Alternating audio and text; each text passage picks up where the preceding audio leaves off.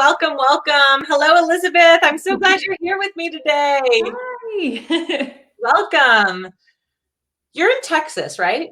Yes. That's what I thought. What part of Texas? I forget. Dallas. Cool. Cool. So what's it like today in Dallas? Give us a little Dallas update for anyone else that might be joining from that part of the world or somewhere Yeah. else. It is, thankfully, I love the sun, and it's pretty much always sunny here. So it was a sunny blue sky day and a little cool for us. I know for other people, like, it wouldn't qualify as cold, but it's Texas cold. Right. It's probably similar to Santa Barbara cold, Yeah. right? I know I'm a big chicken when it comes to cold weather. I'm like, I just want to be warm and cozy most of the time. I'm like, when it's Agreed. like 60 degrees out, I have my heater cranking because I'm like freezing Mhm. in my house. Yeah, similar. Yeah. Well, welcome. I'm so glad you're here. Thank you for everyone who is watching us live. If you're catching this on the replay, don't forget to hit #replay. So let me just introduce Elizabeth. I'll let her tell her story and how she came to the work that she does. But we met actually on LinkedIn through some Mhm. mutual friends. And what I just immediately was drawn to you, Elizabeth, because your energy is so powerful and we're so much in alignment with our Mhm. ideas and our thoughts and just how we go about living our life. And I love that you had this background that you come from engineering, right? And then Yeah. moving into this work with life coaching and allowing and helping people really discover their freedom, especially their emotional freedom, which is Mhm. so cool. Hi, Beata. Welcome. I'm so glad you're here. Yeah, thank you guys for saying hello. And if you want to drop a comment of where you're from so that if Elizabeth doesn't know you, she can see where you're from, that would be cool. So tell us a little bit more about your story. Give us a little bio, a little background, and a little bit about the work you do. Sure, I would love to.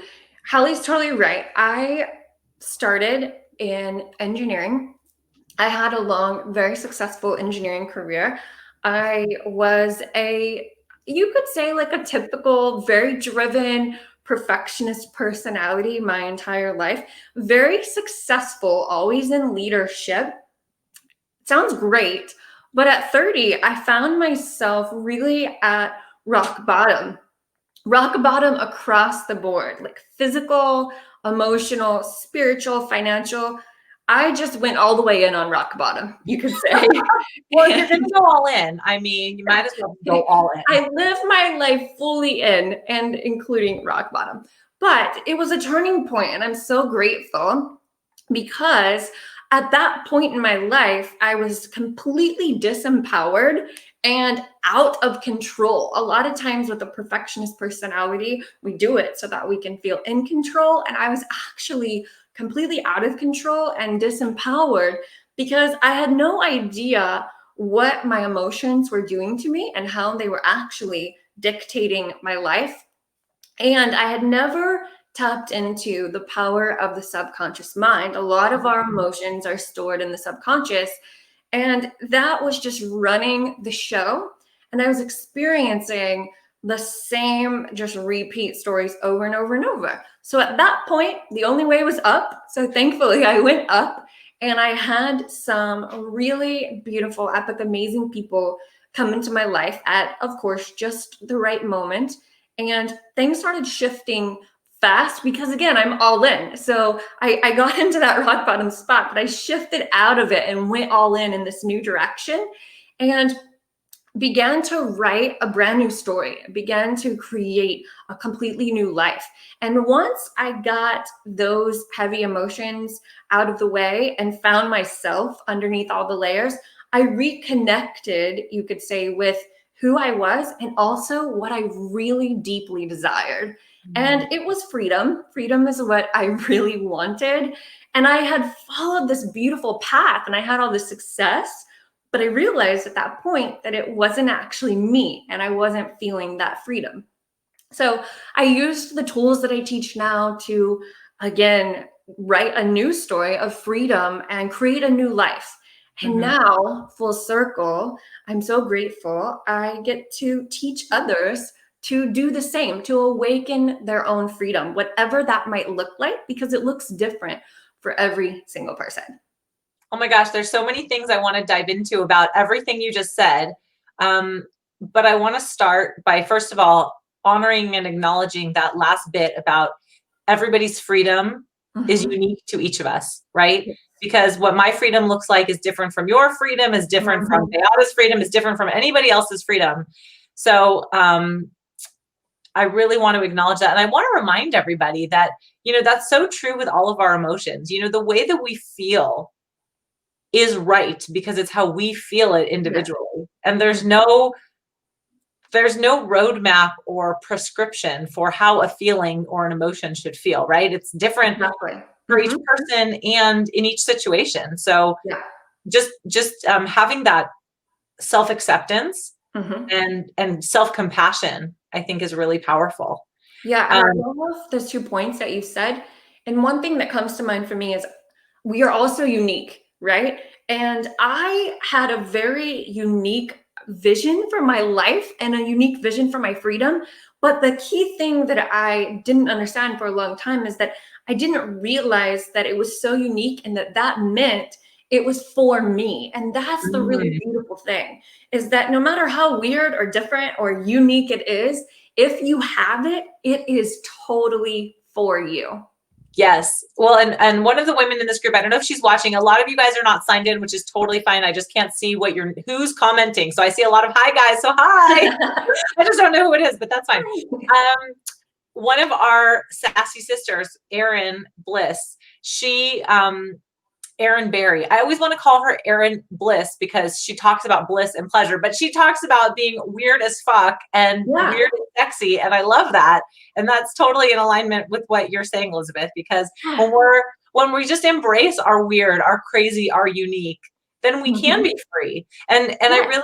I really resonate with the story that you told about, you had all this success in your life, Mhm. but it wasn't, your success because you were kind of following a path that maybe somebody else had suggested or that you felt like you should follow somebody Mhm. else's narrative.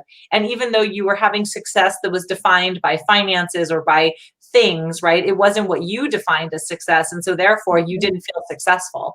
And that's something that, I want to really tap into today and talk a little bit more about, because I know that, we're all in this really weird state right now, weird in a Mhm. different way. It's like, the world is weird in 2020. Like, we Yeah. don't know what's up, what's down, what's sideways, what's diagonal. And we've all had Mhm. to do a lot of pivoting, shifting, readjusting expectations. Yeah. And that's been really massive. And I think that that's had a huge impact on our mental wellness and our Yes. mental well-being and how we feel about ourselves, physically, spiritually, Mhm. emotionally, and mentally. Yeah. And it can be really hard to just come to terms with that. So Mhm. I'm wondering if you're finding any, just for your own experience, like comparison between what's happening in 2020 and maybe that time when you were in that rock bottom space, You know, or even like how you work with other people. It might not be for yourself, but kind of mhm. seeing parallels between the two. Yes, Yes. definite parallels. So let's see. I did have, so the gal that I met when things turned, the coach, I had never had a coach in my life. I'd never heard of coaching. I thought that was just for sports, right? I was like, what is that? That's so weird. I thought it was weird AF, but I Yeah. did it anyway. She told me after a couple years, we worked together actually for a couple years. She told me, Elizabeth, once you begin to hold space for other people, there will never be anything that comes to you that is too far. No one will ever be too far gone. So Mm. nothing will come to you that is like gonna make you believe like this person's too far gone, right? So it was kind of a powerful, like, funny moment, not funny like that, but interesting moment, because she was basically commenting on how far rock bottom I was, but in a really beautiful way, pointing out that I'll be able to hold that space for people. Right. So that parallel for 2020 is really beautiful for me, but I would say probably the bigger thing is that regardless of what is happening, you do have the opportunity to calibrate the belief that everything is happening for you. And you Mhm. and I have kind of talked about this before, Hallie. It can sound wild and crazy, especially whenever things like 2020 are happening. But if you can take things out of your subconscious in your backpack that are telling you other stories and really calibrate to that reality, then the pieces continue to fall into place regardless of what is happening around you. Mhm. which is really beautiful. And I found, looking back on all those rock bottom moments, I can look back now and see how in every moment the puzzle pieces were falling into place every time. Oh my gosh, that's cool. I don't know if you know this, Elizabeth, but it's so relevant that we are having this conversation tonight because, as you know, the full moon is upon us, Yes. and she was at her 100% peak at about 1:30 a.m. Pacific time today, November 30th. And this full moon in Gemini is all about rewriting your story, Mhm. about allowing yourself to change your narrative, and Yes. about understanding that there's pieces of your puzzle that you may not understand, and that is okay. And so Hmm. just get curious about what that puzzle is and be Yeah. open to learning and to Mhm. hearing information, and just even going inward and hearing yourself and your own Yeah. thoughts, and understanding how that puzzle comes together you'll get more clarity over the next few days. And so Yes. during the moon circle I hosted last night, we talked about this rewriting your narrative, the positive Mhm. self-talk, understanding that sometimes there is a whole bunch of confusion around Mhm. what the hell is happening with my puzzle of my life. I Yeah. don't know. But Yeah. just also coming to peace with Mhm. that unknown is sometimes the clarity and the freedom that we need. Yeah, and knowing that you may look back, like you said, and it may make sense, but it may not really Yes. ever make sense because sometimes it's, like you said, it's not supposed to, but you can trust that it's all moving forward for you. Yeah, Yeah. I love that. Talk to me about the backpack, because I love this Mhm. analogy that you have, and I Yeah. think it's similar to what I talk about, the mindset toolbox or toolkit. Mhm. But I want to hear you share about the backpack and how you use that with your clients. Yes, yes. So 90% of your brain is actually subconscious. And the reason that only 10% is conscious is that there's so much that you're doing every day that you can't actually comprehend it all, or you would have like an overheat of your brain. So if you had to relearn how to tie your shoes every morning when you woke up, or how to brush your teeth, you would just It'd be a you would mess. just melt down. It would be too much. Yeah. So 90% of what's happening, you could think of it like a computer program, is subconscious, but that 90% is driving the ship. And most people actually don't know what's in their subconscious because they're not aware of it. So Mhm. for me, the backpack is, what are the things that you have in your subconscious that are actually driving the ship? What stories are in there that are just repeating over and over and over again in your life? What emotions are in the backpack? Because the dominant emotions you have in the backpack, that's the emotions that you're going to experience most of the time throughout your day. So, for example, let's say throughout your life, you've put a lot of frustration into your backpack. Because when we're kids, we throw stuff in our backpack. We're not sitting there going, do I want to throw this in my subconscious or not? Kids just they don't think Right. about that. Right. So let's say throughout your life, you put a ton of frustration, stories, the emotion, beliefs, and then you get to, let's say, 40, and you're feeling frustrated all the time. Life keeps giving you experiences that kind of reiterate that dominant emotion in your backpack. If you Mhm. kind of unpack all that frustration from the backpack and, let's say, replace it with joy, then you start experiencing joy in your reality, which joy is actually a beautiful natural state underneath it all. So it's like taking out those things that are not serving you, those emotions that are not serving you, and putting in the juicy, really beautiful, abundant ones instead. So how do you do that? I mean, that sounds really simple and it sounds great. Like, I'm just going to take out the frustration, refill it with joy. But I know, and for me personally, I don't struggle with this so much because I've spent many years really Mhm. doing this deep dive on how to take Yes. care of myself. But I have moments where I just want to like crawl in a hole and cry my eyes out, and I don't want to like do any of the work. But Yeah. I know for people that haven't maybe spent as much time, Yeah. and they're confronted with so much chaos and disarray right now, and sadness, and things Mhm. are so out of sorts that they just feel overwhelmed. How do Yeah. we start to easily replace that, that dominant negative Mhm. emotion, start to replace it with something more fulfilling, joyful, positive, etc.? Yes. Yeah. So if you're a journaler, there is something really great you can do with your journal that can get you started on the path to determining where you need to go first in the backpack, let's say. So when you wake up in the morning, tune into how you feel. If you feel great when you wake up, like I feel excited about my day, I feel peaceful, I feel happy, nothing's really getting to me, you haven't gotten on your phone, you haven't done anything, you just woke up, that's your natural state that you really want to tune into. And as you wake up and get going with your day, you could do this for a couple days. Begin to tune in to what are the events or people or the things that are causing you to lose that feeling. You could say it's knocking you out of alignment, and just note them down. Don't give them momentum. Don't be hard on yourself. Just note them down. And after doing this for usually, honestly, one day, but sometimes two, you can kind of see a pattern.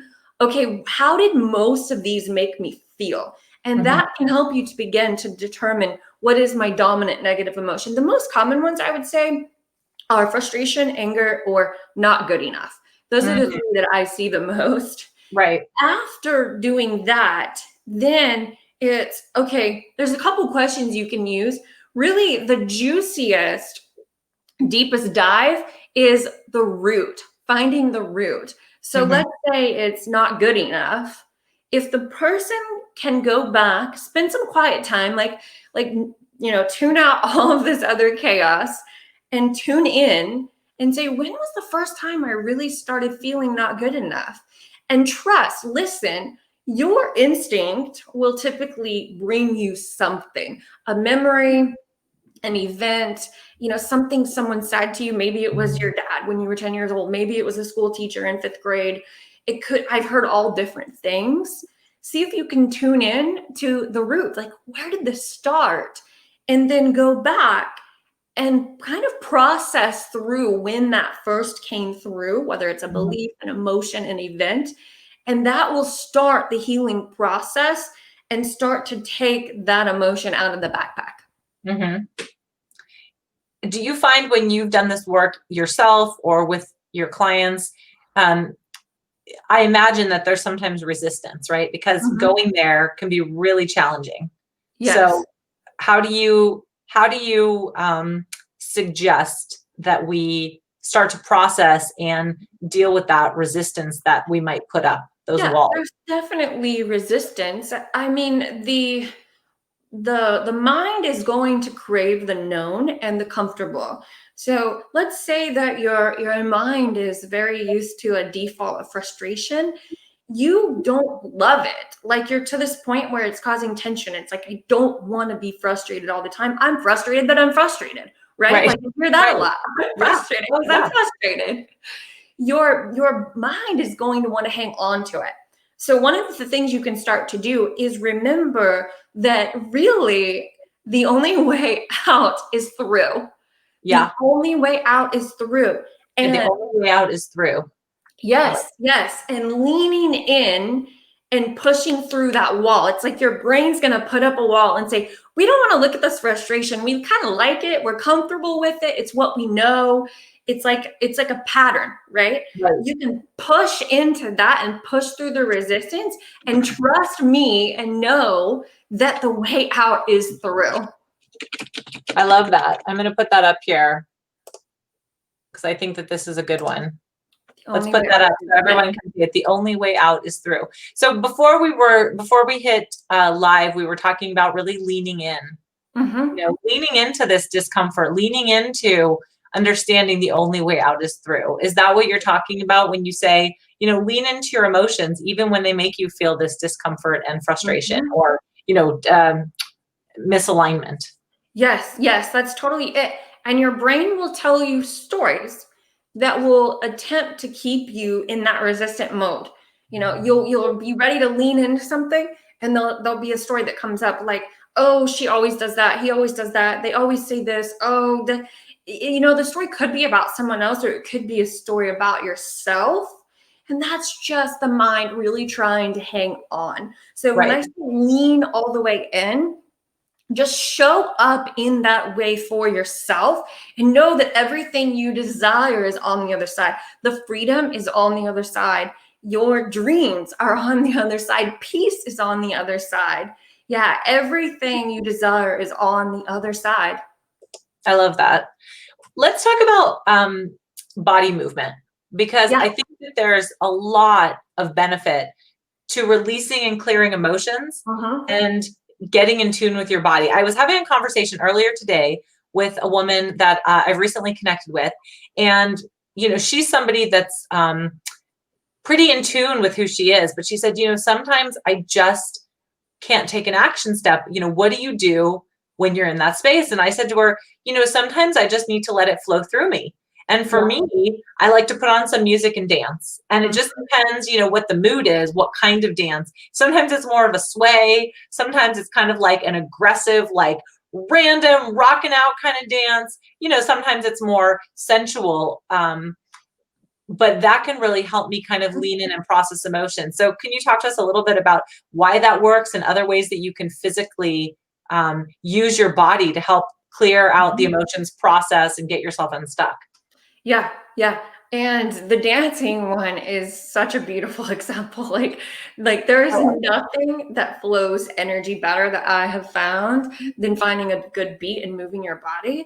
The thing that comes to me with frustration and anger, especially in sadness, most humans go throughout their life and they resist, like we said. They don't want to look at the emotions. So Mm-hmm. from a letting the emotions move through you standpoint, crying is emotions moving through, right? Mm-hmm. And Mm-hmm. even being like angry and mad and not to say like in a rage and like tearing stuff up, but enraged, that can be the emotions moving through. So a lot of times when someone has something very dominant in their backpack, they've never actually let themselves just be angry about the things they want to be angry about and just let it go. Like just let the anger flow and be mad. Same with frustration, same with sadness, right? So I totally agree with you. Like moving your body and letting yourself feel those emotions can be very cathartic, very healing, because likely as children, most kids are not taught to, hey, you're having a tantrum. Why don't you turn it up a little bit and Right. let's like really get this energy out, right? Like let's really get Right. this anger out. It's like, please stop embarrassing me and acting that way. And we kind Right. of grow up learning that it's not okay to express emotions. Yeah, absolutely. I don't know if you've ever heard of this show on Netflix. It's called The Legend of Korra. Does that No, tell me. Okay, so it's kind of a what is it called? A sequel to the show Avatar: The Last Airbender. So not Okay, like yeah, I the know blue, that one. okay, not the blue people, right? It's an animated anime style cartoon. Anyway, so The Legend of Korra is like the next generation, and there's this scene that we've been watching it as a family. We've watched it before, but there was this scene last night where Korra is the newest avatar, Okay. and she's, her intention is to heal the world and bring balance to the world. And there's a lot of, fighting and war and disarray everywhere. And she's trying to solve the problems of all the people, but she can't. Like she keeps failing at her battling, but she's had all this trauma, all these issues that have come up Mhm. where she's had to like fight off all these bad guys. And she holds on to it. And every time she goes and tries to fight and clear her head and use the energy properly to move through it and create the balance, she has this block because she doesn't want to feel the pain. And Yeah. finally, she gets to this point where she confronts one of her prior attackers, and he helps her meditate into a space of moving through it. Yeah. And she has this moment where she has this flashback to this really traumatic recent Mhm. situation. And in the past, you've seen her have this flashback and she always like wakes up in a cold sweat and she Yeah. can't keep moving forward. But in this last piece, she allows herself to feel all that discomfort that she felt in the real situation flashback and just feel it. And then almost as quickly as it comes on, it goes away because Yes. it flows through her. And then she has this beautiful energy and power that she can again calm and create balance in the Yeah. world. And Mhm. it's like exactly what you're talking about, right? Because we put up those walls because we're Yeah. so fearful of the pain, and not allowing ourselves to really process. But if we can just embrace it and feel it, even when it feels like shit, right? It's like embrace it, and then it goes away almost as quickly as it comes on sometimes. Yeah, totally. And it's like sometimes we get stuck in that child space where we're not recognizing and acknowledging where we're at. It's like, okay, I am so far from that, but we're, like you said, we're still feeling afraid to look at it. And there's so much freedom in allowing that child to release it from this place that you're in now. Yeah, that is such a beautiful story from that animated. Oh my gosh, it's an awesome series. The whole thing. I mean, there's so many lessons that I take from it. And it's, like I said, it's the second time through watching it. And I feel like I'm getting more out of it this time just because of the work that I've done on myself. And I'm like, wow, this is so potent and just so relatable. So there's a lot to be said for doing this inner work and really, just allowing yourself to move through exactly what you're talking about. Move through the emotions, feel the feelings, and lean into whatever's going on, in your world. I think that it's really, there's a lot of value to that. Yeah, for sure. And, before I had never heard of like alignment. I thought that was like a chiropractic term, right? Like, let's get your back in alignment. Yeah. Totally. And now I understand that when you're aligned, people ask me all the time, like, what's the definition of alignment? I've not heard of that. In short, the definition of alignment is you're feeling good. You're feeling really, really good. And the reason people don't feel good, like if someone says, I don't really feel good most of my day, it's those stored things in the backpack and those emotions that have just covered up. Like you're still, that feeling good person is still underneath there. You don't ever leave that person. It's you. You just kind of lose your connection because the layers pile up over the years. Right. And can I just add, and I know you're going to agree with this, but for some reason, I feel like as humans, we are taught that we are not supposed to feel good.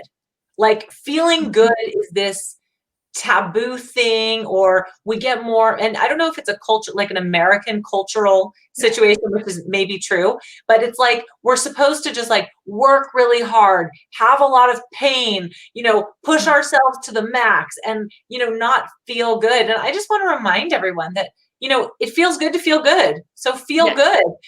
Call in as much joy and as much good feeling as you can, because when you're in a state of feeling good, then you're also going to be in a state of alignment, right? They go hand in hand. And, if you are constantly feeling like, well, to get to this point of success, whatever success looks like, it means that I have to be suffering for some reason. And it's funny. I've talked about this many times, but one of my biggest issues that I've had to work through, and I'm still, working through it, although it's better, is food issues and body image. And I realized that one of the issues that I had was this whole thing about like punishing myself. And that I felt like unless I was depriving and punishing myself, I wasn't worthy and I wasn't doing a good job when it came to eating. So therefore, I would have to like diet really hard, not eat, deprive myself food, restrict myself, and doing those things made me successful. So I've redefined what success looks like for me. And I've started to say to myself, my body is a temple and I am a goddess living in this temple, and I'm going to nourish it and I'm going to feel good. And that means eating foods that make me feel good and moving in ways that make me feel good. I don't need to do an hour workout that is like punishing and makes me feel like shit. That's no fun. Like, why do that? I don't need to punish myself. I want to feel good, because then it translates to every other part of my life. Yeah, and you're totally right. Like that's something I teach, is that alignment is feeling good, and it's not selective. It's not I feel good in this part of my life. It's feeling good, like you said, all over, in everything. So if a workout doesn't make you feel good, by all means, don't do it. Find something that makes you feel good, or you're knocking yourself out of alignment. That suffering and struggle story, it's one I was pretty tapped into as well for different reasons. I don't have to go into, but it's a common one that I find. And it's interesting you say that, because I find that can be a trigger point. Like I talk about leaning into triggers. It can be a trigger point sometimes for people, because the story almost makes people feel better, because it's like, that's just the way it's supposed to be. So they feel better about the things that they're going through, if that makes sense. Right. It's like pushing through to the fact that you are here to feel good. And Right. even if that makes you feel kind of like, I don't know, that might be triggering me, just knowing like your natural state is feeling good. Yeah, I like that. I'm going to remember that. Your natural state is feeling good. Yeah. I know there's a few people watching us live, so if anybody has any questions that they want to drop in the comments for either of us, please feel free to do that. One of the things too, and I know we talked about this ahead of time, but one of the things that's been the biggest probably positive trigger for me is really working with positive self-talk and affirmations. And I know you're a fan of affirmations as well. Elizabeth has this amazing setup in her kitchen. All these really cute, she sent me a video of it, and all these really cute affirmations that she wrote and colored, and they're all over her kitchen, and they're adorable, and I loved them. So I know that you're a fan as well. So I want to share to this audience, I have a new affirmation card deck. Isn't this cute? Hold on, I got to hold it the right way so I can never see on the camera. So look, there's new Sassy AF affirmations. They have arrived. They're here for the holidays. They come in a little box too, but and they're colorful. So I want to pull one for I'm excited. Of course, if anyone else wants a card pull, and I'll drop a link to these cards in the comments so you guys can have them. I'm going to be talking about them a lot, so be prepared. But okay, Elizabeth, tell me when to stop, and that'll be your card. Okay. Now. Okay. Here it is. Let's see what you got. Oh, this is a great one. Can you read it? I have unlimited potential. Yes. Yeah. So does that resonate with you? How does that feel for you? Limitless. That's my word. That is your word. Oh, and I know we talked about this because didn't your husband design a shirt that says limitless? Yeah, he did.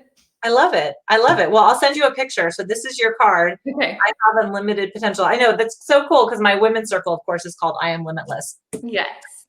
So let me just put up your website here so everyone can see. Share with us where people can connect with you and anything else you have going on that you want to tell us about, that you have coming up. Please share. Yes. That is my website. Super simple. You can find me on LinkedIn. That's where Hallie and I met, and I'm active over there. And then Instagram is the Elizabeth Payne. And you can find me on Facebook. You tagged me, Hallie tagged me in the event and everything. So I'm on Facebook too.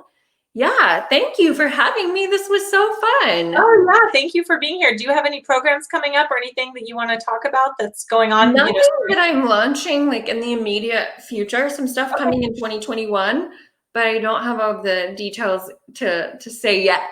That's okay. Well, you can keep us posted on what you have going on. But yeah, it's been super fun. I love your energy. I love the way that you talk about things in a really simple way that makes it practical and easy to follow. I think that's the key when it comes to, really unpacking your backpack, controlling your emotions, allowing for them to be, right? It's not stuffing them down and ignoring them. How can I have the freedom to lean in and really process what I'm going through and use the tools to get myself to the place where I want to be? Yeah. And know that you are here for that. Like sometimes I think so we have like this discussion about life's supposed to be a struggle, but it's not supposed to be a struggle, but it's a journey. Like the destination is the journey. And the sooner that you kind of embrace, like, I'm here to lean into these things because that's how I'm growing and learning about myself. And that's how I'm expanding. It's like the sooner you can just kind of accept that and lean into it, that's when it really starts to get magical and fun. Totally. I love that. I love that. Any parting words you want to leave with us today? Parting words. I love to say, if the vision is in you, the vision is for you. If you have a dream, your idea of freedom, whatever that is, if you've got something stirring in your heart, like a nagging feeling, know that it wouldn't have been given to you if it wasn't for you. If the vision is in you, the vision is absolutely for you.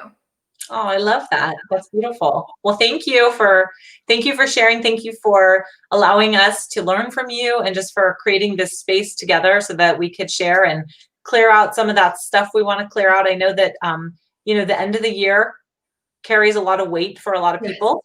So I think the more that we can talk and share and process these things, the better. Yes. And if anyone's watching this on replay and wants to drop any comments or any questions in the comments, Mhm. Elizabeth will happily get back to you. So make sure you Yes. drop them there. We can connect. If you want to connect with her on DM, please do that as well. I'll be watching out for it. Thank you, Hallie. Awesome. Thank you so much. Have a great day, you guys. Bye. Bye.